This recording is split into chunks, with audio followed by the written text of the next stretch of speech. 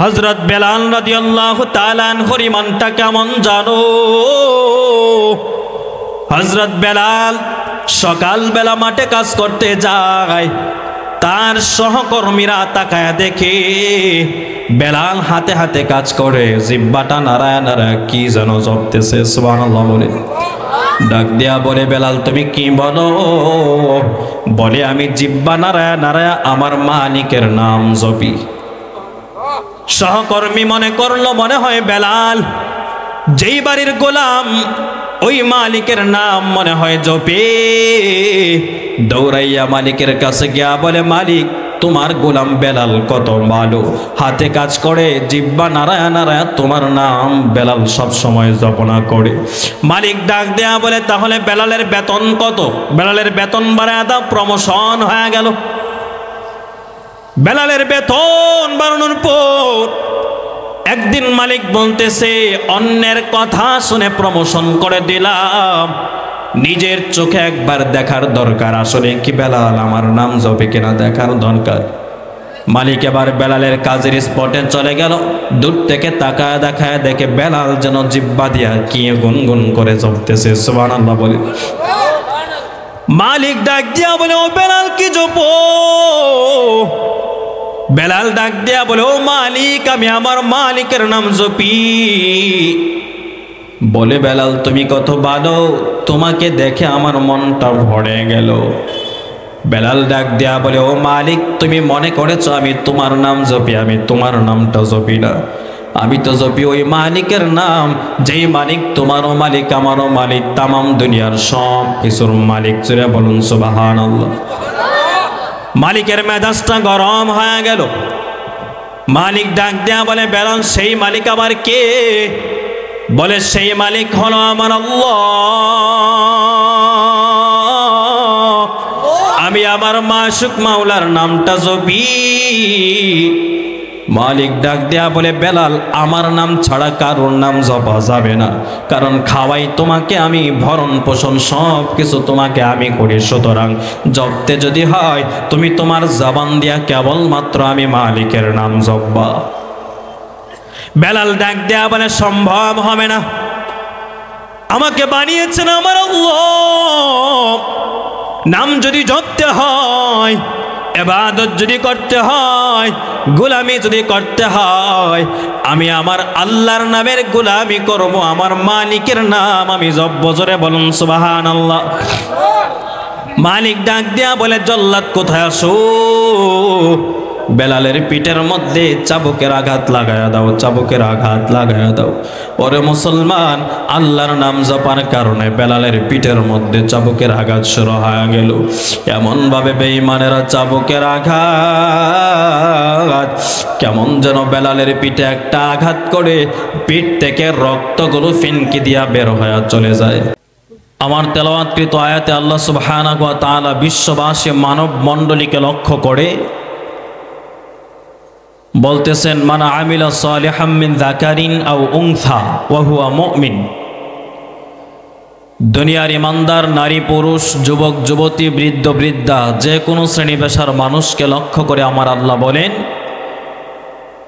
দুনিয়াতে যদি ঈমানকে পরিশুদ্ধ করে তোমরা নেক আমল করো, ঈমানকে পরিশুদ্ধ করে যদি ভালো কাজ করো, নেকের কাজ করো, ফালানুহইয়ান্নাহু হায়াতান তাইয়্যিবা, আমি আল্লাহ দুনিয়াতে তোমাদেরকে পবিত্র জীবন, বরকতময় জীবন উপহার দিব। সুবহানাল্লাহ বলেন।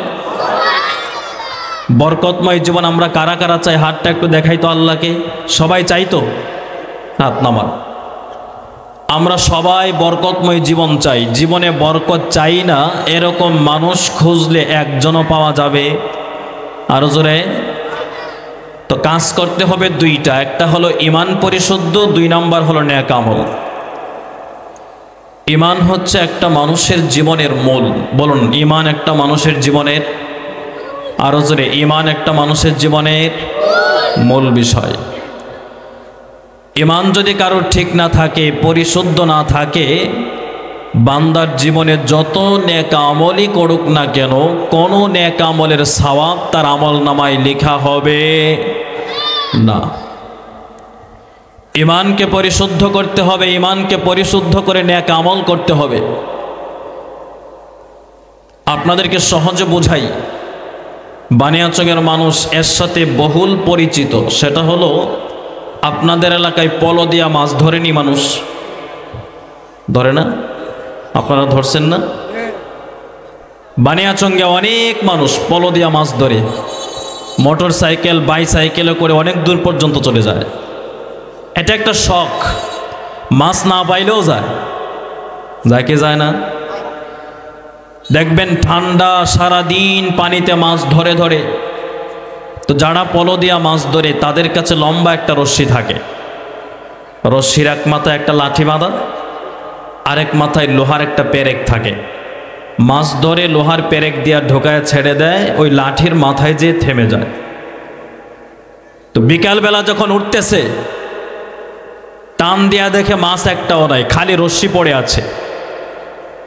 মাথা গরম হয়ে গেছে, মাছ গেল কোথায়? মাছ খোঁজে, মাছ পায় না। আরেকজন বলে, আরে বোকা, মাছ কেমনে পাবি? মাছ থাকার তো কথা না। বলে, তুই মাছ থাকার জন্য যে লাঠির দরকার ছিল, লাঠি তো নাই। অপর মাথায় লাঠি না থাকলে মাছ থাকবে? লাঠি ঠিক রেখে এখানে বোয়াল মাছ রাখলেও থাকবে, শোল মাছ রাখলেও থাকবে, পুঁটি মাছ রাখলেও থাকবে কি থাকবে না? ঈমান হলো লাঠির মতো। বলেন, ঈমান কিসের মতো? আওয়াজ দেয়া কথা বলতে হবে। ঈমান কিসের মতো? লাঠির মতো হলো ঈমান। বান্দার জীবনের ঈমান যদি পরিশুদ্ধ থাকে, নামাজ পড়বে, আমল নামায় সওয়াব লেখা হবে। রোজা রাখবে, আমল নামায় সওয়াব জমা হবে। হজ যাকাত দেবে, আমল নামায় সওয়াব জমা হবে। একবার সুবহানাল্লাহ বললে, মায়ার নবী বলেন, আসমান আর জমিনের ফাঁকা জায়গা আল্লাহ নেকি দ্বারা ভরপুর করে দিবেন। সুবহানাল্লাহ। এজন্য ঈমান হলো মূল। বলেন, ঈমান কি? আর জোরে, ঈমান কি? মূল। আমানতু বিল্লাহি ওয়া মালাইকাতিহি ওয়া কুতুবিহি ওয়া রুসুলিহি। আমানতু বিল্লাহি ওয়া মালাইকাতিহি ওয়া কুতুবিহি ওয়া রুসুলিহি ওয়াল ইয়াউমিল আখিরি ওয়াল কদরি খাইরিহি ওয়া শাররিহি মিনাল্লাহি তাআলা ওয়াল বা'সি বা'দাল মাউত। এখানে মৌলিক কয়েকটা বিষয়ের কথা বলা হয়েছে। এর মধ্যে এক নাম্বার হলো, আল্লাহকে বিশ্বাস করার নাম হলো ঈমান। বলুন, আল্লাহকে বিশ্বাস করার নাম কি? আল্লাহ আছেন না নাই? আমরা কোনোদিন চোখে দেখেছি? কিন্তু ঈমানদার আমরা সবাই বিশ্বাস করি আল্লাহ আছেন। ঠিক কিনা বলেন? দুনিয়াতে এমন কিছু মানুষ আছে যারা আল্লাহকে বিশ্বাস করে না, আল্লাহকে মানতে চায় না, বলে আল্লাহ বলতে কিছু নাই। পৃথিবীর সৃষ্টি লগ্ন থেকে নিয়ে আজ পর্যন্ত, এমনকি কিয়ামত পর্যন্ত থাকবে নাস্তিক্য মনস্ক কিছু মানুষ যারা আল্লাহকে মানতে চায় না, বলে আল্লাহ বলতে কিছু নাই, আল্লাহর কোনো অস্তিত্ব নাই। নাউজুবিল্লাহ বলেন। আল্লাহর অস্তিত্ব আছে না নাই? আর আল্লাহর অস্তিত্ব আছে না নাই? নাস্তিক আর মুরতাদরা আমাদেরকে শেখাতে চায় আমরা বানর থেকে জন্ম হয়ে গিয়েছি। নাউজুবিল্লাহ বলেন। মাঝে মধ্যে তারা আমাদেরকে ভাওতাবাজির কিছু বলি মুখস্থ করাতে চায়। গত বছর শিক্ষানীতি প্রণয়ন করলো, সেখানে উল্লেখ করলো মানুষ নাকি বানরের বাচ্চা। নাউজুবিল্লাহ বলেন। আচ্ছা, আমি আপনাদেরকে জিজ্ঞাসা করি, আপনারা কি বানরের বাচ্চা নাকি আদমের বাচ্চা? পেছনের ভাইরা মনে মনে কয় সন্দেহ আছে, তো কথা বলেন না কেন? একসাথে বলেন, আমরা বানরের বাচ্চা না আদমের বাচ্চা? আদমের বাচ্চা কারা কারা? হাতটা একটু দেখায় দেন, হাত নামান। আমরা সবাই আদমের সন্তান। বলুন, আমরা কার সন্তান? যেই সমস্ত নাস্তিক মুরতাদেরা বুদ্ধিজীবী নাম ধারণ করে আমাদেরকে বানরের বাচ্চা বানাতে চায়, শাহরিয়ার কবির আমাদেরকে বানরের বাচ্চা বানাতে চায়, মতিয়া চৌধুরী আমাদেরকে বানরের বাচ্চা বানাতে চায়, আমি বলবো আমরা বানরের বাচ্চা নয়, আমরা আদমের বাচ্চা, আদমের সন্তান, আশরাফুল মাখলুকাত। কথা বলুন, ঠিক কিনা? যারা মানুষকে বানরের বাচ্চা বানাতে চাও, তোমাদের মানুষের সমাজে বসবাস করার কোনো অধিকার নাই। তোমরা বানরের সন্তান হয়ে থাকলে জঙ্গলে চলে যাও। ঠিক কিনা বলো? আমরা আদমের সন্তান। বলুন, আমরা। তা তা আল্লাহ যে আছেন এটা দুনিয়ার সব ইমানদারেরা বিশ্বাস করে, কিন্তু নাস্তিকেরা বিশ্বাস করে না। নাস্তিকেরা বলে আমরা যা দেখি না তা মানি না, আল্লাহ দেখি না তার মানে আল্লাহ নাই। নাউজুবিল্লাহ বলেন। আমাদের মাযহাবের ইমামে আজম আবু হানিফা রহমতুল্লাহ আলাই, তার নাম হলো নোমান ইবনে সাবেত। বলুন তার নাম কি? নোমান ইবনে সাবেত। তো ইমামে আজম আবু হানিফা তার নাম হলো নোমান ইবনে সাবেত, 8-10 বছরের বালক। তিনি মাদ্রাসায় যাচ্ছেন, হঠাৎ করে শোনেন, সকালবেলা দেখেন বাচ্চারা কোরআন শরীফ বুকে নিয়ে, কায়দা আমপাড়া বুকে নিয়ে মক্তবে যায় না? যায়। তো ইমামে আজম আবু হানিফা তখন 8-10 বছরের বালক, তিনি একটা কোরআন শরীফ বুকে নিয়ে মাদ্রাসায় যাচ্ছেন।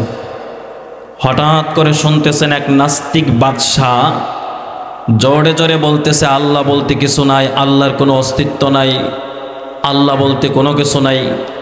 এই শব্দটা ইমামে আজম আবু হানিফা, বয়স কত? যারা বলুন বয়স কত? 10 বছরের বালক। তার কানে যখন শব্দটা আসলো তিনি থমকে দাঁড়িয়ে গেলেন। তিনি বলতেছেন বলে কি রে, আল্লাহ নাকি নাই, আল্লাহ বলতে কিছু নাই, কত বড় সাহস! তিনি বাদশার রাজ দরবারে ঢুকে গেলেন।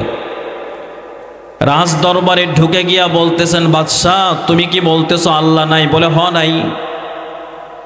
বলে আল্লাহ যে আছেন এটা আমি 10 বছরের বালক নোমান প্রমাণ করে দিব। চিল্লায় বলেন আল্লাহু আকবার।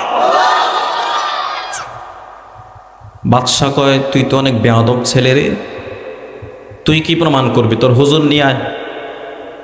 আচ্ছা বলেন, 50 বছরের কোনো মুরব্বির সাথে যদি 10 বছরের ছেলে মুখে মুখে কথা বলে, আমরা তারে বেয়াদব বলবো না? কিন্তু 10 বছরের বালক ইমামে আজম আবু হানিফা বলতেছেন আমার উস্তাদ দরকার নাই, তোমার মতো নির্বুধ বাদশার কাছে আল্লাহ যে আছেন এটা প্রমাণ করার জন্য আমি নোমান যথেষ্ট। সুবহানাল্লাহ বলে। বলে ঠিক আছে, তোমাকে কয়েকটা প্রশ্ন করব, প্রশ্নের উত্তর যদি দিতে পারো তাহলে মনে করব তোমার আল্লাহ আছেন। করো প্রশ্ন। বলে 1 নাম্বার প্রশ্ন, বলো তোমার আল্লাহ এখন কোন কাজটা করতেছেন? আচ্ছা আমি আপনাদেরকে জিজ্ঞাসা করি, আল্লাহ কি খান? আল্লাহ কি ঘুমান? আল্লাহর বিবি বাচ্চা আছে? মানবীয় সমস্ত গুণাবলী থেকে আল্লাহ পবিত্র। আল্লাহ যদি খাওয়া দাওয়া করতেন তাহলে বলতাম যে আল্লাহ এখন খাইতেছেন, ঘুমালে বলতাম হয়তো ঘুমাচ্ছেন। তো আল্লাহ তো এগুলো থেকে মুক্ত। নোমান ইবনে সাবেত ইমাম আজম তিনি বলতেছেন তোমার 2 নাম্বার প্রশ্ন করো। বাদশাহ এবার বলে আমার 2 নাম্বার প্রশ্ন, বলো তোমার আল্লাহ এখন কোথায় আছে? বলে আমার 3 নাম্বার প্রশ্ন, বলো তোমার আল্লাহর চেহারা কোন দিকে আছে?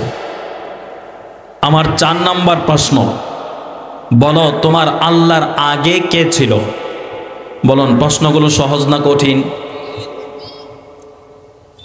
ইমামে আজম আবু হানিফা রহমতুল্লাহ আলাইহি বলতেছেন ঠিক আছে আমি তোমার প্রশ্নের উত্তর দেওয়ার জন্য প্রস্তুত হয়ে গেলাম। সুবহানাল্লাহ বলেন। তবে তোমার কাছে আমার একটা বিষয় জানার আছে। দুনিয়াতে সাধারণত ছাত্ররা উস্তাদকে জিজ্ঞাসা করে জানার জন্য, উস্তাদ জবাব দেয়। তুমি যেহেতু আমাকে প্রশ্ন করেছো, কিছুক্ষণ সময়ের জন্য তোমাকে মেনে নিতে হবে আমি তোমার উস্তাদ। সুবহানাল্লাহ বলেন। বাদশার নাবিটা একটা চিপা, এমন একটা আমের মতো চিপা মেরে দিছে, বলে কি রে, কিন্তু উপায় নেই, মানতে হবে। ঠিক আছে মেনে নিলাম। বলে এরকম বেয়াদব ছাত্রের উত্তর আমি দিতে পারবো না। যেই ছাত্র সিংহাসনে বসে থাকে আর উস্তাদ নিচে থাকে, এরকম ছাত্রের উত্তর আমি দিতে পারবো না। বলে তাহলে কি করতে হবে? যে তুমি আগে সিংহাসন থেকে নামো, আমি নোমানকে তোমার সিংহাসনে বসাও, তারপরে আমি তোমার উত্তর দিব। আল্লাহু আকবার। মুসলমান ভাইরা আমার, ইমামে আজম আবু হানিফা 9 বছর 10 বছরের বালক, তিনি বলতেছেন তুমি আগে চেয়ার থেকে নামো, আমাকে তোমার চেয়ারের মধ্যে বসাও, তারপরে উত্তর দেব। বাদশাহ বলতেছেন ঠিক আছে আমি নেমে গেলাম, তুমি বসো। ইমামে আজম বলতেছেন, তুমি আমাকে প্রশ্ন করেছ, এই মুহূর্তে আমার আল্লাহ কোন কাজটা করতেছেন তুমি জানতে চেয়েছ। ও বাদশাহ শোনো শোনো, এই মুহূর্তে আমার আল্লাহ তোমার মতো নির্বোধ বাদশাকে কান ধরে গদি থেকে নিচে নামায়া আমার মতো নুমান ইবনে সাবেত 10 বছরের বালককে তোমার গদির মধ্যে আমার আল্লাহ বসাইছে।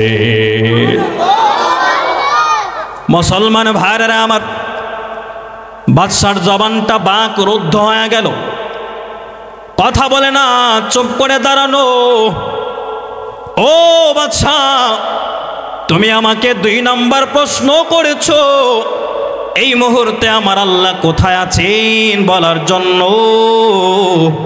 শোনো শোনো, আমার আল্লাহ কোথায় আছেন শোনো।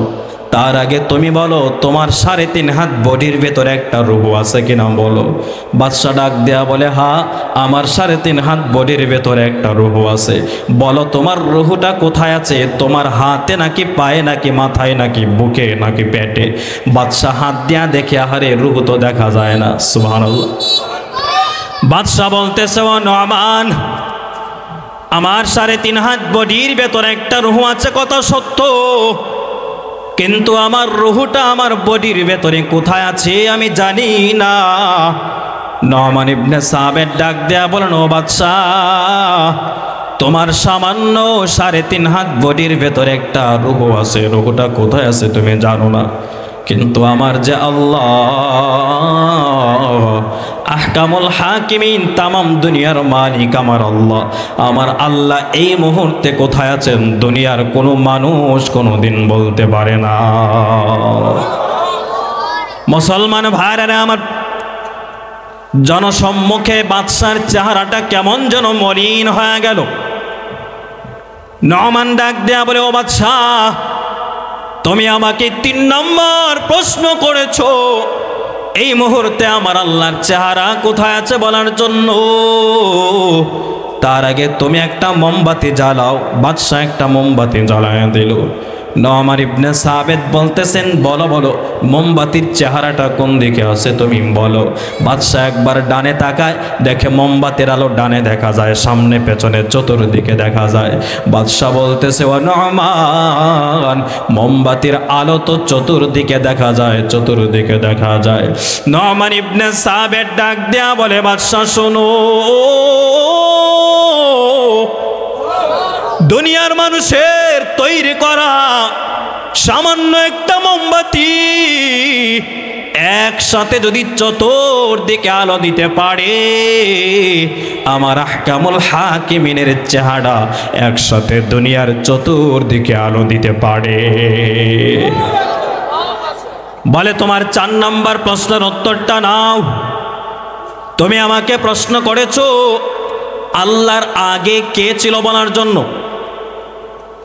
এই প্রশ্নের উত্তরটা জানার আগে তুমি আগে 1 থেকে 10 পর্যন্ত গণো। বাদশা আবার 1, 2, 3 করে 10 পর্যন্ত গণলো। নুমান ইবনে সাবেত বলেন, এবার তুমি উল্টা গণো, উল্টা গণো। বাদশা এবার উল্টা গণা শুরু করলো। 9, 8, 7, 6, 5, 4, 3, 2, 1 বলে, এরপরে কি বলে কিছু নাই। সুবহানাল্লাহ বলে। নুমান ইবনে সাবেত ডাক দেয়া বলল, বাদশা গণনা গণার সময় যেমনি ভাবে 10-এর পরে 11, 12, 100, 200, 1000, 2000, মিলিয়ন, বিলিয়ন পর্যন্ত আছে, কিন্তু 1-এর আগে যেমনি কোনো সংখ্যা নাই, আমার আহকামুল হাকিমিনের পরে আকাশ বাতাস মানব দানব কীট পতঙ্গ সব কিছুই আছে, কিন্তু আমার আল্লাহর আগে কোশ্চেন কালেও কিছু নাই। তো আল্লাহ আছেন নাস্তিকরা বিশ্বাস করে, আরো জোরে বিশ্বাস করে না। তো আল্লাহ যে আছেন এটা আমরা বিশ্বাস করি, এটার নাম হলো ঈমান। বলেন, এটার নাম কি? ঈমান। এবার ঈমানটা কেমন হবে, আমার ঈমানের মাপকাঠি কেমন হবে, কোয়ালিটি কেমন হবে, আমার ঈমানের ধরনটা কেমন হবে। পবিত্র কোরআনের এক আয়াতে আল্লাহ বলেন, আমিনু কামা আমানান নাস, ঈমানের ধরন হবে সাহাবায়ে কেরামের মতো, ঈমান আনো সাহাবীদের মতো। বলুন, কাদের মতো? কথা বলতে হবে, ঈমান কাদের মতো? আরো জোরে পেছনের ভাইয়ের একসাথে বলুন, ঈমান আনতে হবে কাদের মতো? সাহাবায়ে কেরামের মতো ঈমান আনতে হবে। এখন আপনারা জিজ্ঞাসা করবেন, হুজুর ঈমান যদি আনতে হয় আমরা নবীর মতো ঈমান আনবো, সাহাবীদের মতো ঈমান কেন আনবো? এর জবাব হলো, নবীর মতো ঈমানদার হওয়া পৃথিবীর কোনো মানুষের পক্ষে সম্ভব না। কারণ নবী জান্নাত দেখেছেন, নবী জাহান্নাম দেখেছেন, নবী জিবরাইল আমিনকে স্বচোখে দেখেছেন, নবী আমার আল্লাহর অনেক কুদরত নিজের চোখে দেখে দেখে ঈমান এনেছেন। নবীর মতো জান্নাত জাহান্নাম দেখে দেখে ঈমান আনা আমাদের পক্ষে সম্ভব? আরো জোরে সম্ভব না। এজন্য আল্লাহ বলেন আমিনু কামা আমানান নাস, ঈমান আনো সাহাবায়ে কেরামের মতো ঈমান। সুবহানাল্লাহ বলেন। তো সাহাবায়ে কেরামের ঈমান কেমন ছিল? একটা ঘটনা আমি আপনাদেরকে শোনাই। আল্লাহর নবীর একজন প্রিয় সাহাবী ছিলেন, তার নাম হলো আব্দুল্লাহ বিন হুযাফা। বলুন তার নাম কি? আব্দুল্লাহ বিন হুযাফা। ওমর রাদিয়াল্লাহু তাআলা আনহুর জামানায় আব্দুল্লাহ বিন হুযাফার নেতৃত্বে তিনি মুসলমানদের একটা বাহিনীকে পাঠিয়েছেন রোম সম্রাটের বিরুদ্ধে যুদ্ধ করার জন্য। বলুন কার বিরুদ্ধে? রোম সম্রাট কেমন ছিল? বর্তমানে যেমন ইউরোপ আমেরিকা হলো পরাশক্তি, ওমর রাদিয়াল্লাহু তাআলা আনহুর জামানায় রোম পারস্য ছিল পরাশক্তি, ক্ষমতাধর, সুপার পাওয়ার ছিল। এদিকে রোম সম্রাট বলল, যুদ্ধের ফলাফল যেমনই হোক তোমাদের দায়িত্ব হলো মুসলমান কয়েকজন সৈন্যকে ধরে আমার কাছে নিয়ে আসবা, আমি মুসলমান সৈন্যদের ঈমানটা পরীক্ষা করব। সুবহানাল্লাহ বলেন। ঈমান পরীক্ষা করব। ঠিক আছে, যুদ্ধ শুরু হয়ে গেল। যুদ্ধের ফলাফল যাই হোক, রোম সম্রাটের বাহিনী মুসলমান কয়েকজন সৈন্যকে ধরে রোম সম্রাটের দরবারে হাজির করে দিল। মুসলমান ভাইরা আমার, রোম সম্রাটের বাহিনী যখন মুসলমানদের কয়েকজন সৈন্যকে ধরে নিয়ে রোম সম্রাটের দরবারে হাজির হয়ে গেল, রোম সম্রাটের দরবারে হাজির হওয়ার পর রোম সম্রাট ডাক দিয়া বলে, তোমাদের মধ্যে নেতাকে, তোমাদের আমিরকে বলো, তোমাদের নেতাকে বলো। আল্লাহর এক বান্দা যুবক লাফ মেরে দাঁড়ায় বলে, তাদের মধ্যে নেতা হলাম আমি, তার নাম হলো আব্দুল্লাহ বিন হুযাফা রাদিয়াল্লাহু তাআলা আনহু। রোম সম্রাট ডাক দিয়া বলে, তোমাদের চেহারা দেখে আমার কাছে বড় মায়া মায়া মনে হয়, তোমাদের চেহারার দিকে তাকাইলে আমার বড় ভালোবাসা মনে হয়, তোমাদেরকে আমি মারব না, কষ্ট দিব না, তোমাদেরকে একটা কারণে ধরে আনলাম। সারাটা জীবন মুসলমানদের বীরত্বের কথা শুনলাম, মুসলমানদের ঈমানের পাওয়ারের কথা শুনলাম। আজকে আমি তোমাদের ঈমানটাকে পরীক্ষা করতে চাই, তোমাদের ঈমানটা কেমন এটা আমি একটু যাচাই করতে চাই। বলেন সুবহানাল্লাহ। মুসলমান ভাইরা আমার, দিলের কানটা খুলে শোনো। বাদশা ডাক দেয়া বলে, তোমাকে মারবো না, তোমাদেরকে কিছুই করব না, সামান্য মাত্র তোমাদের ঈমানটা পরীক্ষা করব। বলে, এই যে তাকায় দেখো আমার বিশাল বড় সাম্রাজ্য, বিশাল বড় রাজত্ব, এই রাজত্বের মালিক তোমাদেরকে বানায় দেব। বিনিময়ে তুমি শুধু একটা কাজ করবা, সেটা হলো কিছুক্ষণ সময়ের জন্য তোমার ভেতর থেকে ঈমানটাকে ছেড়ে দিবা। আব্দুল্লাহ বিন হুযাফা ডাক দিয়া বলে, এই রাজত্ব কেন, তামাম দুনিয়াও যদি দাও, তামাম দুনিয়া এক পাশে থাকবে, রাজত্ব আরেক পাশে থাকবে, এরপরেও আল্লাহর উপর থেকে ঈমান কশিন কালেও ছাড়তে পারবো না। মুসলমান ভাইরা আমার, এবার রোম সম্রাট ডাক দিয়া বলে, শুনো শুনো, যদি তুমি রাজত্ব নিতে রাজি না হও, আমার একমাত্র সুন্দরী রূপসী একটা মেয়ে আছে, আমার মেয়েটাকে তোমার কাছে বিবাহ বন্ধনে আবদ্ধ করে দিব, তুমি রাজি হয়ে যাও। কিন্তু আব্দুল্লাহ বিন হুযাফা বলেন, তোমার মেয়ে কেন, এই মুহূর্তে যদি জান্নাতের হুর পরে আমার সামনে তুলে দেওয়া হয়, ঈমানকে ছেড়ে জান্নাতের হুর পরে কেউ বিয়ে করতে আমি এক সেকেন্ডের জন্য রাজি হব না। রোম সম্রাটের মেজাজটা গরম। ডাক দেয়া বলে তাড়াতাড়ি বন্দি করো, তাদেরকে কয়েদখানায় বন্দি করো। তাদেরকে কয়েদখানায় বন্দি করা হলো। বলে খাবার দাবার বন্ধ করে দাও, খাবার দেওয়া যাবে না। ওরে মুসলমান, খাবার যখন বন্ধ করে দিল, একদিন, 2 দিন, 1 সপ্তাহ যখন খাবার বন্ধ করে দিল, আব্দুল্লাহ বিন হুযাফা দাঁড়াইতে পারে না, ভালো করে কথা বলতে পারে না, শরীরটা কেমন যেন জীর্ণ শীর্ণ হয়ে গেল। শরীরে কোনো শক্তি নাই, শরীরে কোনো পাওয়ার নাই, এমনভাবে জীর্ণ শীর্ণ শরীরটা হয়ে গেল, দাঁড়ানোর মতো শক্তিটুকু নাই। 7 দিন পরে বাদশা একজন ডাক্তার পাঠাইলো, বলে চেক আপ করে দেখো জীবিত আছে না মইরা গেছে। মইরা গেলে তো আমার খেলা এখানেই শেষ, আমি আমার কাজ করতে পারবো না। সুতরাং পরীক্ষা করে দেখো তার ঈমানটা কি পরিমাণ আছে, জীবিত আছে না মইরা গেছে। ডাক্তার গিয়া দেখে, পরীক্ষা করে, জীবনটা যায় যায় অবস্থা, না খেয়ে কেমন যেন জীর্ণ শীর্ণ হয়ে গেছে, চেহারাটা কেমন যেন কাতর হয়ে গেল, দাঁড়াইতে পারে না রে যুবক। 7 দিনের না খাওয়া, পানি নাই, খাবার নাই, দাঁড়াইতে পারে না। গিয়া বলে বাদশাহ, এই মুহূর্তে যদি খাবার দেওয়া না হয়, মনে হয় আর বেশি সময় বেঁচে থাকবে না, দুনিয়ার থেকে বিদায় হয়ে চলে যাবে।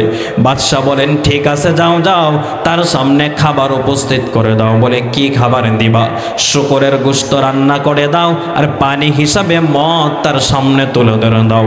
ওরে মুসলমান, বলো বলো, শুকরের গোশত মুসলমানের জন্য হালাল নাকি হারাম?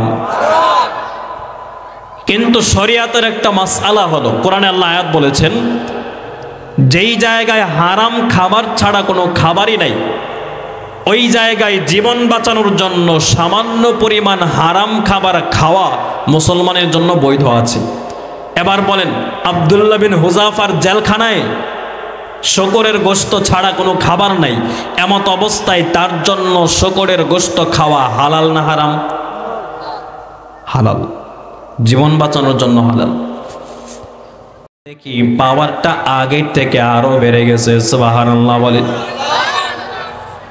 আব্দুল্লাহ বিন হুযাফা যখন খাবারটা লাথি মেরে ফেলে দিল, বাদশা এবার ডাক দিয়া বলেন, সোজা আঙ্গুলে ঘি না উঠলে আঙ্গুল বাঁকা করতে হবে। বলে তার এমনে হবে না, আগুন জ্বালাও, আগুনের ওপরে বিশাল বড় ডেকচি বসায়া দাও, তৈল উত্তপ্ত করো, ফুটন্ত তৈল উত্তপ্ত করো। আগুনের মধ্যে যখন বিশাল বড় ডেকচির মধ্যে যখন তৈল উত্তপ্ত করা হলো, এমন ফুটন্ত তেল, কেমন যেন দেখলেই ভিতরটা কেঁপে কেঁপে ওঠে, এত ফুটন্ত তেল জানানো হলো। মুসলমান ভাইরা আমার দিলের কানটা খুলে শুনো, ফুটন্ত তেল যখন জ্বালানো হয়, আব্দুল্লাহ বিন হুযাফা সহ তার সাথী সঙ্গীদেরকে ধরে তেলের কাছে নিয়ে আসা হলো। তেলের কাছে নিয়ে আসার পরে বলতেছে, আব্দুল্লাহ এখনো সময় আছে, ইমানটা ছাড়ো, আর যদি ইমান না ছাড়ো, এই যে ফুটন্ত তেল দেখতেছো, তেলের মধ্যে কিন্তু তোমাদেরকে ফেলে দেব। আব্দুল্লাহ বিন হুযাফা ডাক দেয়া বলে, ওরে বেঈমান, ইমান যদি ছাড়ার হতো তাহলে তো আগেই ছেড়ে দিতাম, এখন আর ছাড়া সম্ভব হবে না। যেই মাত্র বলল ছাড়া সম্ভব হবে না, এই কথাটা বলার পর সাথে সাথে আব্দুল্লাহ বিন হুযাফা আর একজন সাথীকে ফুটন্ত তেলের মধ্যে ফেলে দিল। ওরে বাবা, তেলের মধ্যে ফেলে দেওয়ার পর ছটপট করে কিছুক্ষণ সময়ের মধ্যে চোখের সামনে দুনিয়ার থেকে বিদায় হয়ে চলে গেল। আরেকজন সাথীকে তেলের মধ্যে ফেলে দেয়, এমনভাবে যখন কয়েকজন সাথীকে তেলের মধ্যে ফেলে দেওয়া হয়, আব্দুল্লাহ বিন হুযাফা এবার 2টা চোখের পানি ছেড়ে ছেড়ে কান্না করতেছে। জোরে বলুন সুবহানাল্লাহ। আব্দুল্লাহ বিন হুযাফা যখন 2টা চোখের পানি ফেলে কান্নার আওয়াজ, বাদশা কানে কানে গিয়া বলে, ও আব্দুল্লাহ কেন কাঁদো? তুমি তো ভয় পেয়েছো, এজন্য কান্না করো। ভয়ের কোনো দরকার নাই, কান্না করার কোনো দরকার নেই। তুমি কান্না করো না, এখনো সময় আছে, তুমি ইমানটাকে ছেড়ে দাও, তোমাকে আর মারবো না, তোমাকে ছেড়ে দিব। সুবহানাল্লাহ বলে। আব্দুল্লাহ বিন হুযাফা ডাক দিয়া বলে, ওরে বেঈমান, তুমি মনে করতেছো তোমার ফুটন্ত আগুনকে ভয় করে করে আমি কাঁদতেছি না, তোমাকে ভয় করে আমি কাঁদি না। এবার বাদশা ডাক দিয়া বলে, তাহলে তুমি কেন কাঁদো, কেন কাঁদো বলো। ও আব্দুল্লাহ, কেন কাঁদো বলো। আব্দুল্লাহ বিন হুযাফা দুইটা চোখের পানি ফেলে ফেলে বলে, ওরে নাস্তিক শোনো, তুমি মনে করতেছো তোমার আগুনকে ভয় করে আমি কাঁদি। আল্লাহর কসম, আমি তোমার আগুনকে ভয় করে কাঁদি না, তোমার ফুটন্ত তেলকে ভয় করে করে আমি কাঁদি না। আমি আমার আল্লাহকে বলি, আল্লাহ, দুনিয়াতে তুমি আমাকে ইমানদার বানাইছো, ইমানদার বানায়া ইমানি পরীক্ষা দেওয়ার জন্য বেঈমানের মোকাবেলায় আমাকে পাঠান দিলা। আল্লাহ, তুমি আমাকে মাত্র একটা জীবন দিয়েছো, ও মালিক, একটা জীবন দিয়ে আমি তোমাকে কেমনে দেখাবো তোমাকে আমি কি পরিমাণ ভালোবাসি, তোমার দিনকে আমি কি পরিমাণ ভালোবাসি, একটা জীবন দিয়ে আমি কেমনে বোঝাবো। ও আল্লাহ, তুমি যদি আমাকে 1000 জীবন দিতা, 1000 জীবন তোমার আগুনের মধ্যে সঁপে দিয়া আমি আব্দুল্লাহ বিন হুযাফা দেখা দিতাম আমার 1000 জীবনকে বেঈমানের আগুনে দেওয়ার পর আমি তুমি আল্লাহকে দেখায়া দিতাম আমি তোমার দিনকে কি পরিমাণ ভালোবাসি, তোমার আল্লাহকে আমি কি পরিমাণ ভালোবাসি। জোরে বলুন সুবহানাল্লাহ, আর জোরে আওয়াজ দিয়া বলো না রে বাবা সুবহানাল্লাহ।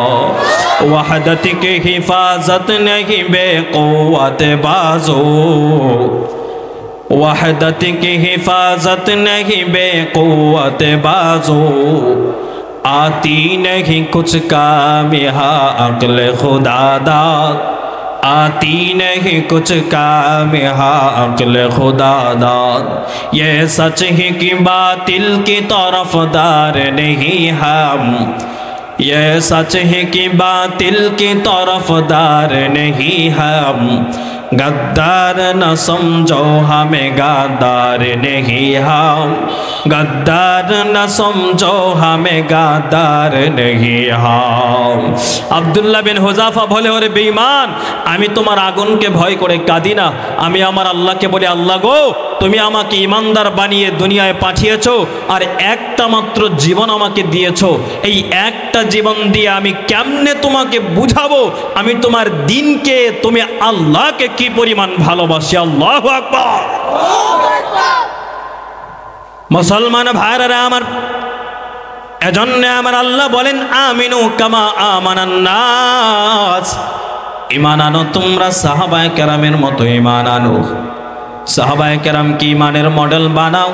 বর্তমানে অনেকেই সাহাবায়ে কেরামদেরকে মডেল মানতে চায় না, বলে সাহাবায়ে কেরাম আমাদের মডেল হতে পারে না, সাহাবায়ে কেরাম মডেল হবে না, মডেল হবে নবী। আমি আপনাদেরকে পায়ে হাত দিয়া বলি, বাবা, আমার আল্লাহই তো কোরআনে বলেছেন নবী তোমাদের ইমানের মাপকাঠি হতে পারে না, কারণ নবীর মতো ইমান আনা দুনিয়ার কোনো মানুষের পক্ষে সম্ভব হবে না। এজন্য তোমরা ইমানের মাপকাঠি বানাও স্বয়ং সাহাবায়ে কেরামকে। জোরে বলুন ঠিক কিনা। বলে সাহাবায়ে কেরাম সত্যের মাপকাঠি হতে পারে না, সত্যের মাপকাঠি হবে রাসূল, আরে রাসূলের ইতাআত তো করতেই হবে, কিন্তু ইমানের মাপকাঠি বানাতে হবে সাহাবায়ে কেরামকে। আসলে আমাদের কিছু ভাই বলে যে সাহাবায়ে কেরাম মাপকাঠি হতে পারে না, তারা এই আয়াতটাই যদি সামনে রাখে, কোরআনের একটা মাত্র আয়াত যদি সামনে রাখে, সব দ্বন্দ্বের নিরসন হয়ে যায়। সেটা হলো আমিনু কামা আমানান নাস, ঈমান আনো সাহাবায়ে কেরামের মতো ঈমান। এটা তারা পড়ে কিনা আমি জানি না। আল্লাহ নিজে বলতেছেন ঈমানের মডেল সাহাবা। বলেন ঈমানের মডেল কারা? সাহাবায়ে কেরাম। সাহাবায়ে কেরাম ঈমানের মডেল কেমনে? আরেকটা ঘটনা আমি আপনাদেরকে হাদিস থেকে শোনাই। আল্লাহর নবীর আরেকজন প্রিয় সাহাবী, তার নাম হলো হযরত বেলাল রাদিয়াল্লাহু তাআলা আনহু। নাম শুনছেননি? আরো যারা নাম শুনেছেন? হযরত বেলাল রাদিয়াল্লাহু তাআলা আনহুর ঈমান কেমন ছিল? হযরতে বেলাল রাদিয়াল্লাহু তাআলা আনহুর ঈমান ছিল এমন, নির্যাতনের স্ট্রিম রুলার তার ঈমানের উপর দিয়া, শরীরের উপর দিয়া চালানো হতো, তারপরেও একটা সেকেন্ডের জন্য তিনি ঈমান থেকে পিছপা হন নাই। সুবহানাল্লাহ বলেন। মুসলমান ভাইরা আমার, হযরত বেলাল রাদিয়াল্লাহু তাআলা আনহুর ঈমানটা কেমন ছিল জানো? হযরত বেলাল রাদিয়াল্লাহু তাআলা আনহু ছিল আরেক বাড়ির গোলাম, উমাইয়ার বাড়ির গোলাম। হযরত বেলাল রাদিয়াল্লাহু তাআলা আনহুর ঈমানটা কেমন জানো? হযরত বেলাল সকালবেলা মাঠে কাজ করতে যায়, তার সহকর্মীরা তাকায়া দেখে বেলাল হাতে হাতে কাজ করে, জিহ্বাটা নাড়ায় নাড়ায় কি যেন জপতেছে। সুবহানাল্লাহ বলে। ডাক দিয়া বলে, বেলাল তুমি কি বলো? বলে, আমি জিহ্বা নাড়ায় নাড়ায় আমার মালিকের নাম জপি। সহকর্মী মনে করলো মনে হয় বেলাল যেই বাড়ির গোলাম, ওই মালিকের নাম মনে হয় জপে। দৌড়াইয়া মালিকের কাছে গিয়া বলে, মালিক তোমার গোলাম বেলাল কত ভালো, হাতে কাজ করে, জিহ্বা নাড়ায় নাড়ায় তোমার নাম বেলাল সব সময় জপনা করে। মালিক ডাক দেয়া বলে, তাহলে বেলালের বেতন কত? বেলালের বেতন বাড়ায় দাও, প্রমোশন হয়ে গেল। বেলালের বেতন বাড়ানোর পর একদিন মালিক বলতেছে, অন্যের কথা শুনে প্রমোশন করে দিলাম, নিজের চোখে একবার দেখার দরকার, আসলে কি বেলাল আমার নাম জপে কিনা দেখার দরকার। মালিক এবার বেলালের কাজের স্পটে চলে গেল, দূর থেকে তাকায় দেখায় দেখে বেলাল যেন জিহ্বা দিয়া কি গুনগুন করে জপতেছে। সুবহানাল্লাহ বলে। মালিক ডাক দিয়া বলে, ও বেলাল কি জপো? বেলাল ডাক দিয়া বলে, ও মালিক আমি আমার মালিকের নাম জপি। বলে, বেলাল তুমি কত ভালো, তোমাকে দেখে আমার মনটা ভরে গেল। বেলাল ডাক দিয়া বলে, ও মালিক তুমি মনে করেছো আমি তোমার নাম জপি, আমি তোমার নামটা জপি না, আমি তো জপি ওই মালিকের নাম যেই মালিক তোমারও মালিক, আমারও মালিক, তামাম দুনিয়ার সব কিছুর মালিক। জোরে বলুন সুবহানাল্লাহ। মালিকের মেজাজটা গরম হয়ে গেল।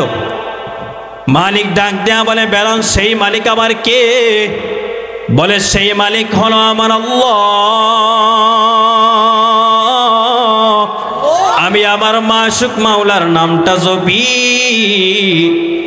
মালিক ডাক দেয়া বলে, বেলাল আমার নাম ছাড়া কারোর নাম জপা যাবে না, কারণ খাওয়াই তোমাকে আমি, ভরণ পোষণ সব কিছু তোমাকে আমি করি, সুতরাং জপতে যদি হয় তুমি তোমার জবান দিয়া কেবলমাত্র আমি মালিকের নাম জপবা।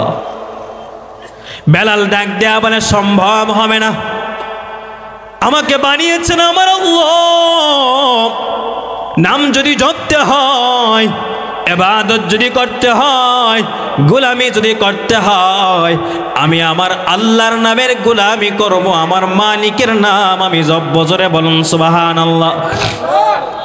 মালিক ডাক দিয়া বলে, জল্লাদ কোথায় আসো?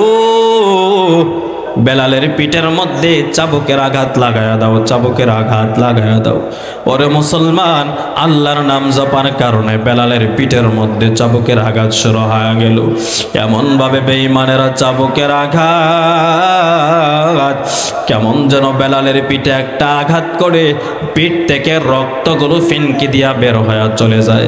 মুসলমান ভাইরা আমার, এবার বেলালের পেটের মধ্যে যখন বেঈমানের আঘাত, বেলালের পিঠ থেকে কেমন যেন রক্ত ফিনকি দিয়া রক্তটা বের হওয়া শুরু হয়। এমন ভাবে রক্ত বের হয়, বেলাল আকাশের দিকে তাকায়া আহাদ আহাদ বলে বেলাল কান্না করে। বলে, এমনে হবে না, তাড়াতাড়ি বেলাল নিয়ে মাঠের মধ্যে চলো। মরুভূমির উত্তপ্ত বালির উপরে বেলাল নিয়ে চলে যাওয়া হলো। বালির মধ্যে বেলাল রে চিৎভাবে শোয়ানোর পর বিশাল বড় একটা পাথর হযরত বেলালের বুকের মধ্যে চাপা দেয়। যায়। বেলাল শুধু আকাশের দিকে তাকায়া বলে আহাদ আহাদ আহাদ বলে বেলাল কান্নার আওয়াজ।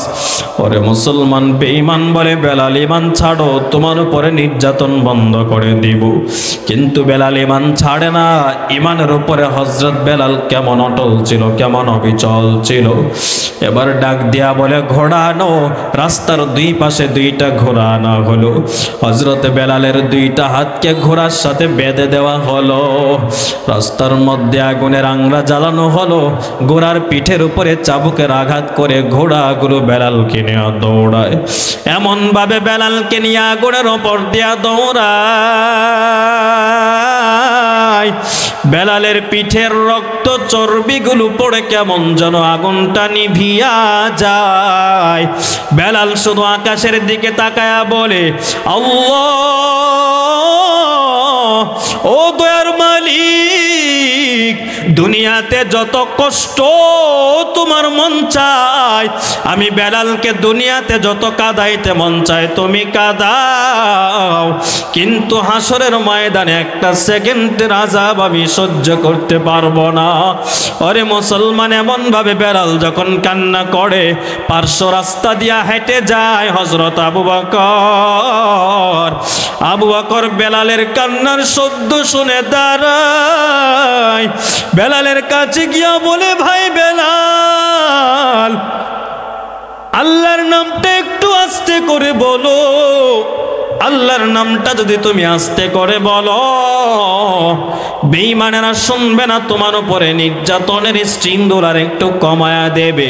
বেলাল ডাক দিয়া বলে ভাই আবু বকর, আমি তো চাই আমার মাওলার নামটা আস্তে করে করে আমি জপতে চাই, কিন্তু বেঈমানদের যত আঘাত, বেঈমানদের চাবুকের দ্বারা আমার পিঠের আঘাত, মরুভূমির বালির উপরে চিতভাবে শোয়া পাথরের আঘাত, রাস্তার উপরে আগুনের আংরা জ্বালায় আমাকে টানা হেঁচড়ার আঘাত, আমি যখন আমার মাসুক মাওলার নাম, আমি যখন আমার আল্লাহর নামটা উচ্চ সুরে বলি রে আবু বকর, আমার আল্লাহর নামটা বলতে দেরি হয়, আর বেঈমানদের সব নির্যাতনের আঘাত নিমিষেই ভুলে যেতে আমার একটা সেকেন্ড সময় দেরি হয় না। আর জোরে আওয়াজ দিয়া বলে আল্লাহু আকবার। আমার দয়ার মাওলা রে, আমার মাবুদ মাওলা, তোমার বুঝি আমি পাইলাম না, তোমার পাইবার আশায় ঘুরি আমি দেশ বিদেশে, কোরআনের ময়দানে করলাম বিছানা।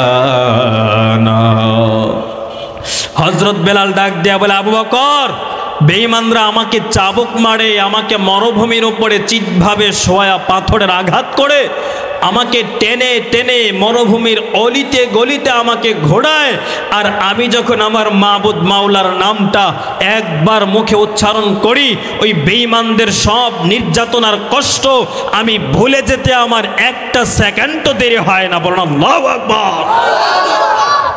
কারণ মাওলার প্রেম বেলালের অন্তরে গালেব হয়ে গেছে। যার ভেতরে আমার মাওলার প্রেম গালেব হয়ে যায়, ওই বান্দাকে কোনো জেল জুলুম, কোনো নির্যাতন, কোনো কিছু করতে পারে না। এটা হলো ঈমান।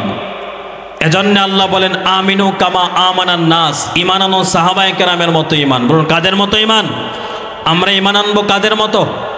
সাহাবায়ে কেরামের মতো। নবী বলেন আসহাবী কান নুজুম, আমার সাহাবায়ে কেরাম হলো দুনিয়ার মানুষের জন্য নক্ষত্রের মতো। একজন নাবিক যখন গভীর সমুদ্রে লঞ্চ স্টিমার নিয়ে চলে যায়, ডানে কিছু নাই, বামে কিছু নাই। এখন তো আপনার স্যাটেলাইট ইন্টারনেটের ব্যবস্থা আছে, রাউটারের মাধ্যমে পথ নির্ণয় করে। কিন্তু আমার নবী বলেন, আগেকার জামানায় মানুষ যখন সমুদ্রে স্টিমার নিয়ে রওনা করত, রাস্তা নির্ণয় করত আসমানের তারকা দেখে দেখে, ঠিক না বলেন? আসমানের নক্ষত্র দেখে দেখে রাস্তা নির্ণয় করত। নবী আমার বলেন, উম্মতে মুহাম্মদীর জন্য আমার সাহাবায়ে কেরাম হলো আসমানের নক্ষত্রের মতো। দুনিয়ার কোনো ইমানদার নারী পুরুষ যদি সাহাবায়ে কেরামের পদাঙ্ক অনুসরণ করে করে করে করে চলে, মরতে দেরি হবে, জান্নাতে যেতে দেরি হবে না। সুবহানাল্লাহ বলেন। এটা হলো ঈমান। 2 নাম্বার হলো নেক আমল। বর্তমানে দেখবেন আমাদের মধ্যে নেক আমল নাই। বলুন কি নাই? নেক আমল নাই। বলে গড়তে পারে না, ভাঙার জম। গড়তে পারে না কিন্তু ভাঙার জন্য ঠিক আছে। নেক আমলের প্রতিযোগিতা আজকাল আমাদের মধ্যে নাই। মা বোনদের তো সময় নেই। স্টার জলসা আছে না, ছেলে মেয়ে আছে, সংসারের কাজ আছে, স্টার জলসা আছে, আরো কত সিরিয়াল আছে, তাদের তো সময় নাই নেক আমল করার। আর আমরা যারা পুরুষ আছি, আমাদের সময় নাই, আমাদের সময় আছে অন্যের গীবত করায়, ঠিক না বলেন? এত ব্যস্ত, আরেকজনের পেছনে তার না পড়লে তার ভালোই লাগে না। বলুন, তার ভালো লাগে? গীবত এটা এমন একটা মহামারী রূপ ধারণ করেছে আজকাল আমাদের সমাজে। এটা একটা ফ্যাশন হয়ে গেছে, ফ্যাশন। গীবত এখন ফ্যাশন হয়ে গেছে। শুধু কি সাধারণ মানুষ গীবত করে? ওলামায়ে কেরাম গীবত করে, আলেম ওলামার মঞ্চে গীবত হয়, সাধারণ মানুষ গীবত করে। সাধারণ মানুষের যত গীবত আছে এর বেশিরভাগ হয় মসজিদের ইমাম সাহেবের নিয়া, ঠিক কিনা বলেন? বেশিরভাগ ইমাম সাহেবের নিয়া। আচ্ছা বলেন, ইমাম সাহেব একজন মানুষ, তার ভুল ত্রুটি হতে পারে কি পারে না? একজন ইমাম সমাজের 100 মানুষের মন রক্ষা করে তাকে চলতে হয়। সমাজের 100 মানুষ ইমাম সাহেবের দিকে তাকায় থাকে, কোনো ভুল ইমাম সাহেবের ধরা যায় কিনা। আপনাকে যদি 10 জন মানুষ সারাদিন আপনার পিছনে লাইগা থাকে, আপনার ভুলের কোনো অস্তিত্ব পাওয়া যাবে? আপনি জীবনে যা করেন সব ভুল, আর আপনি ওলামায়ে কেরামের গীবত করেন, ইমাম সাহেবের গীবত করেন। গীবত কত ভয়ঙ্কর গুনাহ, একটা হাদিস আমি আপনাদেরকে শোনাই। রাসূল করিম সাল্লাল্লাহু আলাইহি ওয়াসাল্লাম গেলেন মেরাজে। তিনি বলেন, আমি এমন একটা কওমের নিকট দিয়ে অতিক্রম করতেছি, দেখা যায় তাদের হাতের নখ তামার। বলুন কিসের নখ? কথা বলতে হবে, কিসের নখ? তামার। তো নবীজি বলেন, আমি তাকায় দেখি নিজের হাতের তামার নখ দিয়ে নিজের চেহারাগুলো এভাবে খামচি মারে, নিজের বুকের মধ্যে খামচি মারে, নিজের গোশতগুলো নিজেই ভক্ষণ করতেছে। নাউজুবিল্লাহ বলেন। আমি জিব্রাইল আমিনকে জিজ্ঞাসা করলাম, তারা কারা?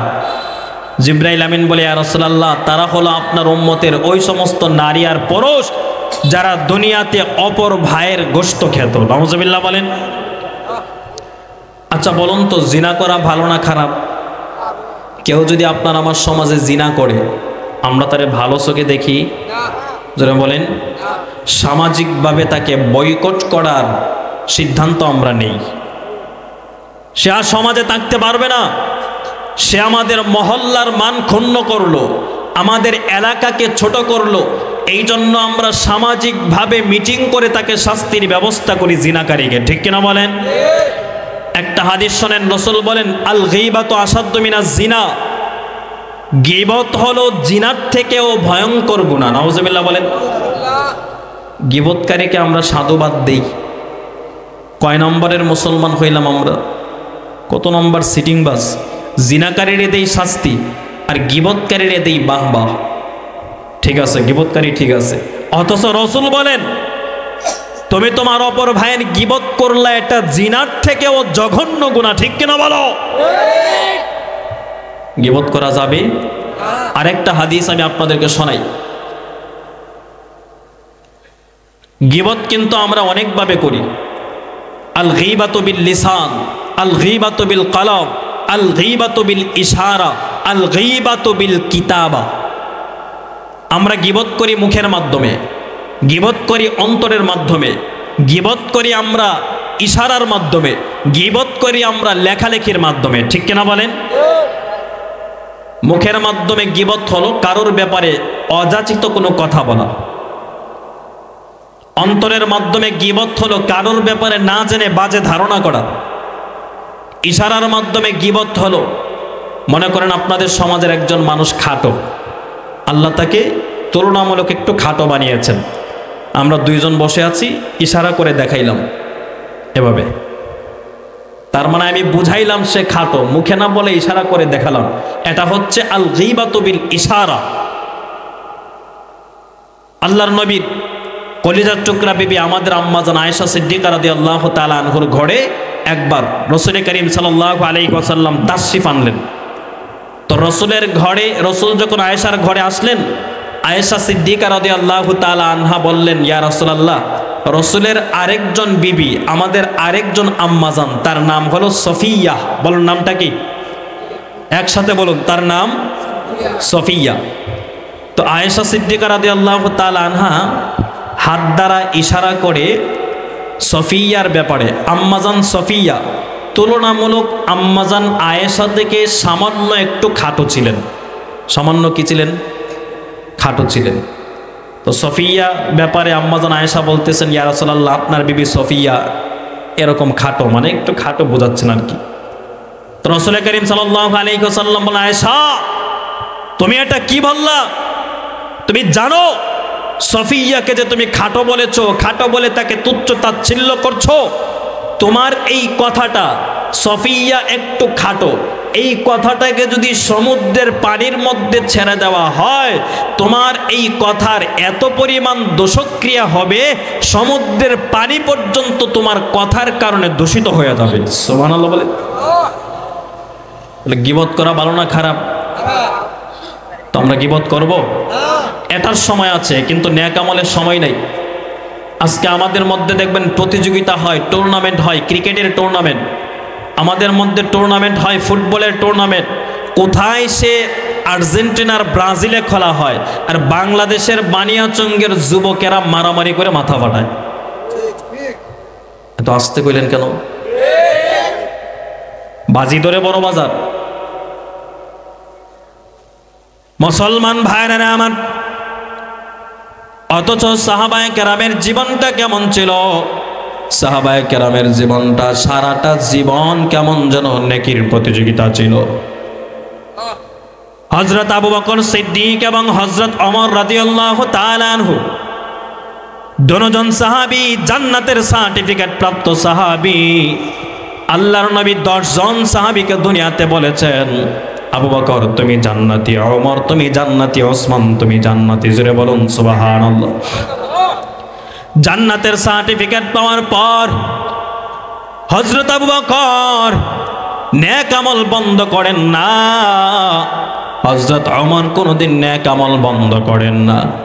ওরে মুসলমান বলো, বানিয়াচঙ্গের কোন মানুষকে আল্লাহ জান্নাতের সার্টিফিকেট দিয়েছেন? জান্নাতের সার্টিফিকেট তো দূরের কথা, নামাজ যে পড়ি এটা কবুল হয় কিনা এটাই তো সন্দেহ, রোজা রাখি এটা কবুল হয় কিনা এটাই তো সন্দেহ।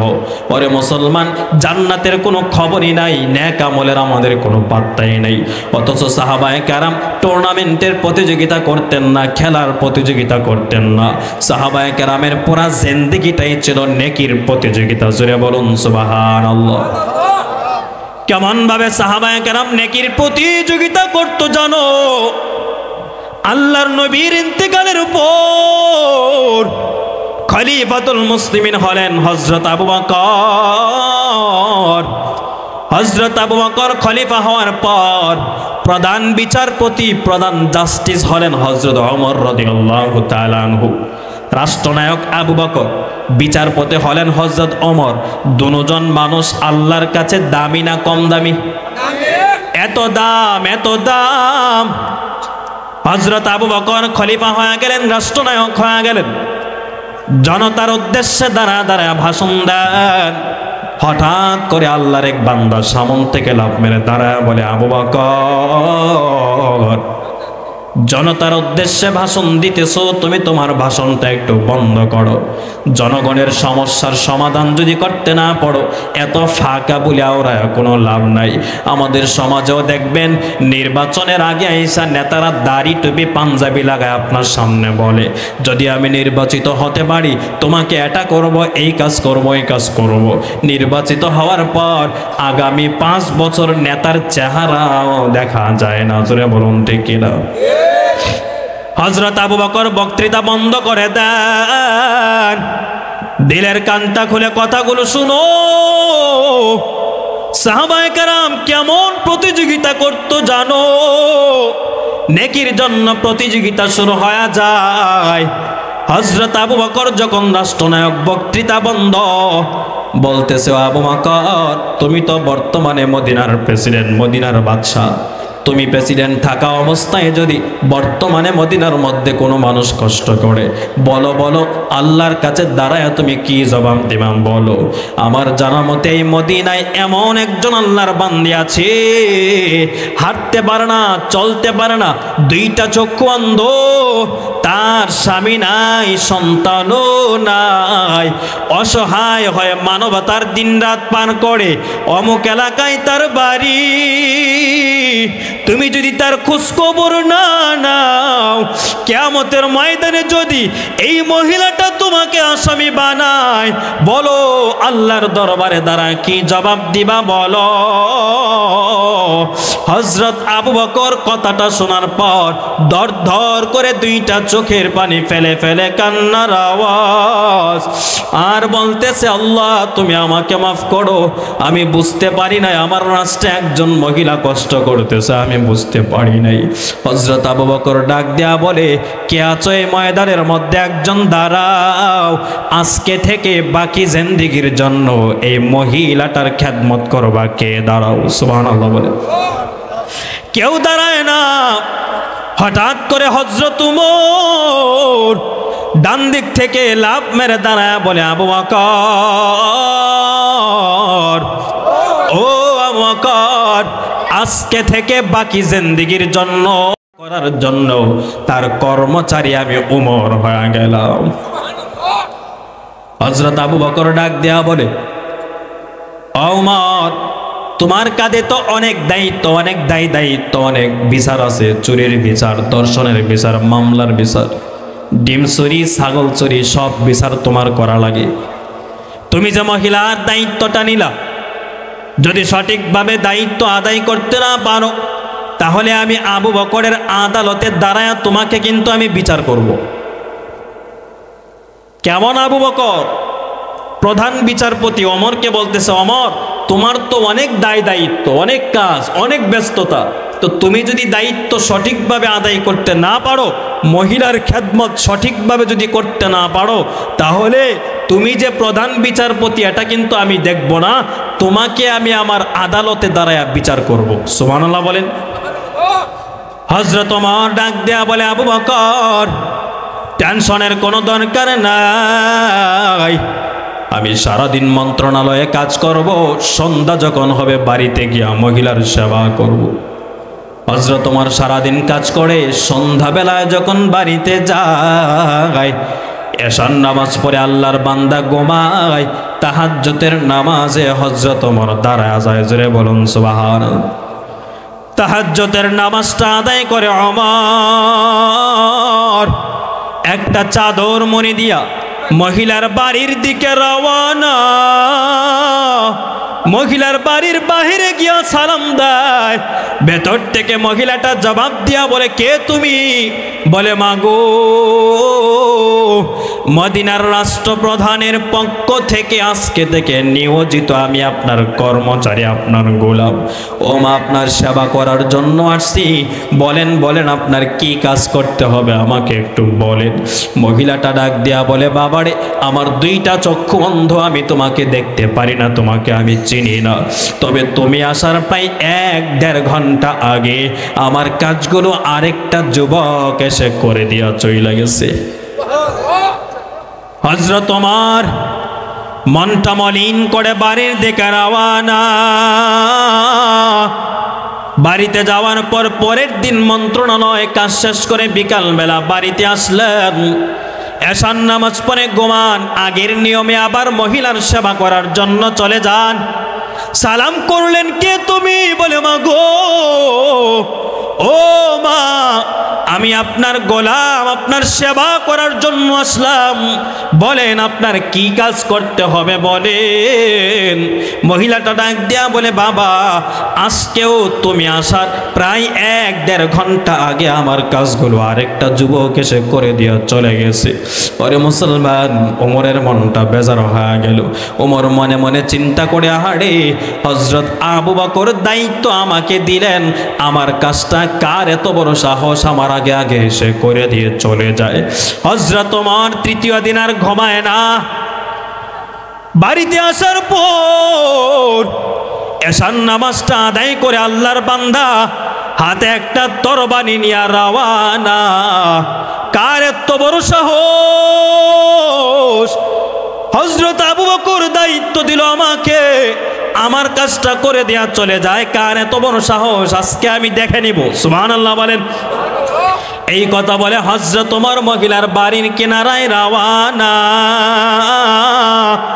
মহিলার বাড়ির কিনারায় যাওয়ার পর একটা খেজুর গাছের আড়ালে হযরত ওমর দাঁড়ায় আর তাকায় তাকায় দেখে কে এসে মহিলার কাজটা করে দিয়ে চলে যায়। হঠাৎ করে রাত্র যখন গভীর হয়ে গেল, হযরত ওমর তাকায় দেখে চাদর মুড়ি দিয়া খালি পায়ে আস্তে আস্তে করে হেঁটে একটা মানুষ মহিলার বাড়িতে ঢুকতেছে। সুবহানাল্লাহ বলে। ওমর তাকায় দেখে মানুষটা মহিলার বাড়িতে ঢোকার পর মহিলার খাবারগুলো রান্না করে দেয়, মহিলার পানির বন্দোবস্ত করে দেয়, মহিলার কাপড় চোপড়গুলো গোছায় দেয়, সব কাজগুলো করে দিয়া বিদায় বেলা বলে, মাগো, আজকের মতো আমি গেলাম, আগামীকাল আবার আপনার সেবা করার জন্য আসব। হযরত ওমর মনে মনে বলে, বাড়িতে যেতে পারলে না আবার আসবা, বের হও, তোমার মাথা থেকে আমি তোমার গর্দানটা আলাদা করে দিব। যেই মাত্র আল্লাহর বান্দা মহিলাটার সেবা করার পর রওনা শুরু করে দিল, পেছন থেকে হযরত ওমর বলে, কে তুমি? দাঁড়াও। হযরত ওমরের কণ্ঠ শোনার পর আল্লাহর বান্দা দাঁড়ায় না, আরো জোর কদমে আগায়। সুবহানাল্লাহ বলেন। দ্বিতীয়বার হযরত ওমর আবার ডাক দেয়, কে তুমি? দাঁড়াও। কিন্তু লোকটা ওমরের কণ্ঠ শুনে দাঁড়ায় না। তৃতীয়বার আবার বলে, কে তুমি? দাঁড়াও। তৃতীয়বারও সে আল্লাহর বান্দা দাঁড়ায় না। চতুর্থবারের সময় ওমর ডাক দিয়া বলে, এবার যদি তুমি না দাঁড়াও, আল্লাহর কসম, ওমরের তরবারি থেকে পৃথিবীর কেউ তোমাকে বাঁচাতে পারবে না। এই কথাটা বলার পরে আল্লাহর বান্দা আবার থমকে দাঁড়ায় গেল। হযরত ওমর সামন দিকে দাঁড়াইলেন। সামন দিকে দাঁড়ায়া তার চেহারাটাকে যেই মাত্র চাদরটাকে টান দিয়া সরান, চাদরটা টান দিয়া সরানোর পর হযরত ওমর দুইটা চোখের পানি ফেলে ফেলে কান্নার আওয়াজ। হযরত ওমর আমার মাওলার একটা কুদরত দেখতে পায়। কয়েক সেকেন্ড আগেও যে ওমরের মেজাজটা বড় গরম, হযরত ওমর তাকায়া দেখে যেই মানুষটা মহিলার সেবা করার জন্য, যে মানুষটা মহিলার সেবা করার জন্য আসলো, হযরত ওমর তাকায়া দেখে এটা সাধারণ কোনো মানুষ না, বর্তমান মদিনার রাষ্ট্রনায়ক হযরত আবু বকর সিদ্দিক রাদিয়াল্লাহু তাআলা আনহু। হযরত ওমর ডাক দেয়া বলে, ভাই আবু বকর, আমাকে দায়িত্ব দিয়ে আবার তুমি কেন চলে আসলা? হযরত আবু বকর ডাক দেয়া বলে, ওমর, তোমার সাথে নেকির প্রতিযোগিতা করে সব সময় আমি 1 নাম্বার সিরিয়ালে ছিলাম। তোমাকে যখন এই মহিলার দায়িত্বটা দিলাম, হঠাৎ করে কে যেন আমার কানে কানে আইসা বলে, আবু বকর রে, এতদিন পর্যন্ত তুমি 1 নাম্বার ছিলা, আজকে তুমি ওমরের দায়িত্ব দিয়েছো, 1 নাম্বার সিরিয়াল কিন্তু তোমার কাটা হয়ে যাবে, তাড়াতাড়ি যাও, তুমি যা মহিলাটার সেবা করে তুমি তোমার 1 নাম্বার সিরিয়ালটা ধরে রাখো। এই কথাটা শোনার পরে হযরত ওমর ডাক দিয়া বলে, আবু বকর, সারাটা জীবন তোমার সাথে আমার প্রতিযোগিতা শুরু হয়ে গেল, কোনোদিন তোমার সাথে নেকির প্রতিযোগিতা করে আমি ফার্স্ট হতে পারলাম না, সর্বশেষ যেই চান্সটা আমি গ্রহণ করলাম সেখানেও আমি ব্যর্থ হয়ে গেলাম, আমি পারলাম না। ওরে মুসলমান, যেই কথাটা আমি বুঝাইতে চাইলাম, সাহাবায়ে কেরামের জীবনটা ছিল প্রতিযোগিতার জীবন, নেকির প্রতিযোগিতা, কিন্তু আমাদের মধ্যে নেক আমল নাই, টুর্নামেন্টের প্রতিযোগিতা আছে, খেলাধুলার মহাব্বত আমার অন্তরে আছে। যাবার আগে পায়ে হাত দিয়া বলে যাই রে যুবক, তুমি তোমার পা দুইটা আমার সামনে আগায়া দাও, আর যদি বলে হুজুর এমনে বলে হবে না, আল্লাহর কসম তোমার পায়ে হাত দিয়ে আমি বলতে পারি, তুমি তোমার পাটা আগায়া দাও, জিন্দেগিতে আর নবীকে কষ্ট দিবা না। ওরে ভাই, নেক আমলটা করো, মাওলাকে সন্তুষ্ট করে মাওলার কবর পথে রওনা করো। আমার মাওলাকে সন্তুষ্ট করে যদি কবরে তুমি না যাও, মালাকুল মাউত চলে আসলে নেক আমল করার আর কোনো সুযোগ পাইবা না রে ভাই। ওরে যুবক, গুনাহ করার দরকার ছিল, জীবনে তুমি কম গুনাহ করো নাই রে বাবা। গান শোনার দরকার ছিল, কম গান শোনো নাই। নামাজ ছাড়ার দরকার ছিল, কম নামাজ তুমি ছাড়ো নাই। এখনো সময় আছে, আল্লাহকে চেনো, আল্লাহকে সন্তুষ্ট করে মাওলার কবরে যাও। চতুর্দিকে দেখো মৃত্যুর লাশ, চতুর্দিকে বন্ধু বান্ধবের লাশের খবর শুরু হয়ে গেল। এমন কোনো দিন নাই রে বাবা রাস্তাঘাটে মানুষের অ্যাক্সিডেন্ট হয় না, এমন কোনো দিন নাই। চোখের সামনে কত অ্যাক্সিডেন্টের খবর দেখে দেখে চিন্তা করি আর বলি, আল্লাহ, এই মুহূর্তে যদি দুনিয়ার থেকে বিদায় হয়ে চলে যায়, তোমার কাছে দাঁড়ায় জবাব দেব, এরকম নেক আমল তো জীবনে আমি করতে পারি নাই রে মাওলা। ও যুবক ভাই, বৃদ্ধ বাবা, পর্দার আড়ালের মা বোনেরা, কানটা খুলে শোনো। এবার যদি তুমি মরিয়া যাও, বলো আমার মাওলার কবরে যা কি জবাব দিবা বলো? জবাব দেওয়ার মতো কোনো রাস্তা নাই রে বাবা। আমার মায়ার নবী বলেন, আল কবরু রাউযাতুম মির রিয়াজিল জান্নাহ আও হুফরাতুম মিন হুফারিন নার। কবরটা কারোর জন্য জান্নাত, আবার কারোর জন্য কবরটা হয়ে যাবে জাহান্নামের গর্ত। গুনাহ নিয়া যদি মাওলার কবরে যাও, নবী আমার সাহাবায়ে কেরামদেরকে ডাক দেয়া বলেন, ও সাহাবায়ে কেরাম, গুনাহ নিয়া যদি বান্দা কবরে যায়, দুই পাশের মাটি এমন ভাবে একটা চাপ দিবে, বান্দার এক পাজরের হাড় গুলো অপর পাজরে ঢুকায় দিবে রে যুবক। ইয়া নফসি করেও কোনো উপায় পাইবা না রে বাবা। এজন্য দুনিয়াতে থাকতে আমার আল্লাহকে সন্তুষ্ট করো। গুনাহগার বেনামাজির কবরে 70 থেকে 99টা সাপ পাঠিয়ে দেওয়া হবে রে বাবা। গুনাহগার বেনামাজিগুলো যখন হাসরের ময়দানে দাঁড়াবে, মায়ার নবী ডাক দেয়া বলেন, আয়েশা গো, হাসরের ময়দানে সব মানুষগুলো উলঙ্গ হয়ে হয়ে মাওলার সামনে দাঁড়াবে। আম্মা জান আয়েশা ডাক দেয়া বলে, গো পয়গম্বর, সেদিন কি মানুষের কোনো লজ্জা থাকবে না গো নবী? নবী আমার ডাক দেয়া বলেন, আয়েশা রে, ওই দিন মানুষ অন্যের পরনে কাপড় আছে কিনা দূরের কথা, নিজের পরনে কাপড় আছে কিনা এটাই মানুষ ঠিক রাখতে পারবে না। আমার আল্লাহ রাগান্বিত মেজাজ দিয়া লিমানিল মুলকুল ইয়াউম, এমন একটা হুঙ্কার যখন আমার আল্লাহ দিবেন, আদম নবী বলবেন, আল্লাহ, আজকে আবার কোনো সন্তানের দরকার নাই, তুমি আমি আদম নবীকে বাঁচাও। মুসা নবী বলবে, ইয়া নফসি ইয়া নফসি। ইব্রাহিম নবী বলবে, নফসি নফসি বলে হাসরের ময়দানে দৌড়াবে। কেউ কারোর চিন্তা করবে না রে বাবা, সবাই সবার থেকে পলায়ন করবে। আমার আল্লাহ বলেন, ইয়াউমা ইয়াফিরুল মারউ মিন আখি ওয়া উম্মিহি ওয়া আবি وصاحبته وبنيه لكل امرئ منهم يومئذ شأن يغنيه কিয়ামতের ময়দানে সন্তান মা বাবার পরিচয় দিবে না একটা নেকির জন্য মায়ের কাছে সন্তান দৌড়ায় কিন্তু মা বলবে ওরে সন্তান দুনিয়াতে আমার সন্তান ছিল কথা সত্য কিন্তু তুমি যে আমার সন্তান এটা আমি বিশ্বাস করি না ওরে বাবা বলো সেদিন তুমি কি জবাব দেবা জবাব দেওয়ার মতো কোনো রাস্তা তোমার সামনে সেদিন খোলা থাকবে না দুনিয়াতে তুমি টাকা খরচ করলে তোমার পেছনে লোকের কোনো অভাব হয় না দুনিয়াতে এমপি মন্ত্রীর পেছনে দেখবেন মানুষের কোনো অভাব হয় না কিন্তু কবরের কাছে হাসরের ময়দানে এমপির পরিচয় চলবে না মন্ত্রী মহোদয়ের পরিচয় চলবে না ওই হাসরের ময়দানে একটাই পরিচয়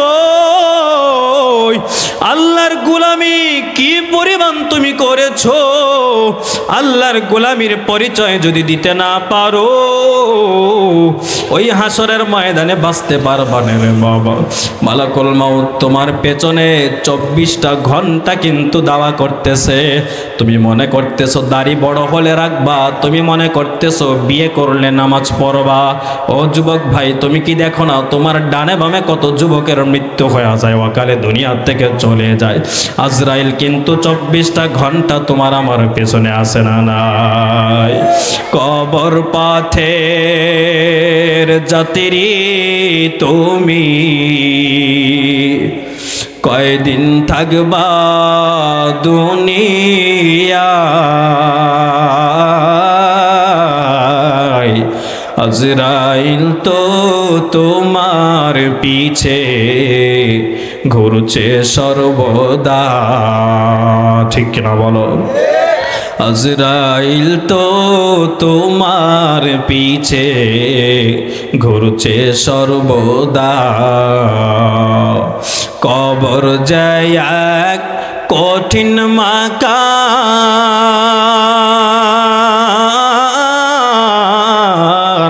পড়বে ধরা পাপী তামাম কবর যায় এক কঠিন মাকান পড়বে ধরা পাপী তামাম চলছা তুরি করার মতো চলছা তুরি করার মতন জায়গা সে তো নয় আজরাইল তো তোমার পিছে ঘুরছে সর্বদা কবর পথের যাত্রী তুমি কয়দিন থাকবা দুনিয়ায় আজরাইল তো তোমার পিছে ঘুরছে সর্বদা এজন্য কবরে যাওয়ার আগে মাওলাকে সন্তুষ্ট করে যাব রাবি আছেন ইনশাআল্লাহ তো কবরে গিয়ে শান্তি পেতে হলে ঈমানকে পরিশুদ্ধ করে নেক আমল করতে হবে অন্যের গীবত করা যাবে না পরনিন্দা করা যাবে না আপনি আপনার নিজের দোষগুলো তালাশ করেন একটা একটা করে নিজের মধ্যে আপনি অন্যের একটা দোষ তালাশ করতেছেন আপনার মধ্যে 99টা দোষ আছে ঠিক কিনা বলেন অন্যের দোষ তালাশ করবেন এই যে হেলায় হেলায় জীবনটা কাটায় দিতেছেন হেলায় হেলায় জীবনটা কাটায় দিতেছেন জিন্দেগি শেষ করে দিতেছেন একবার কি খবর নিয়েছেন কবরের ডাক যদি এসে যায় উপায়টা হবে কি তখন জিন্দেগি তোর যায় রে ফাঁকি দিয়া রে সোনার দো জিন্দেগি তোর যায় ফাঁকি দিয়া জিন্দেগি তোর যায় রে ফাঁকি দিয়া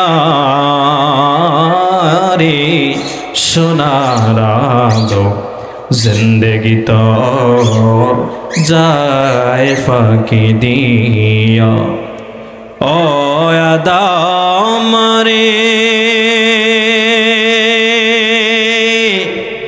পাক ধরিয়া গেছে দাড়ি, দন্ত আছে গোটা চারি, সমন জাড়ি গিয়াছে করিয়া রে সোনার আদম জিন্দগি তোর যায় ফাঁকি দিয়া।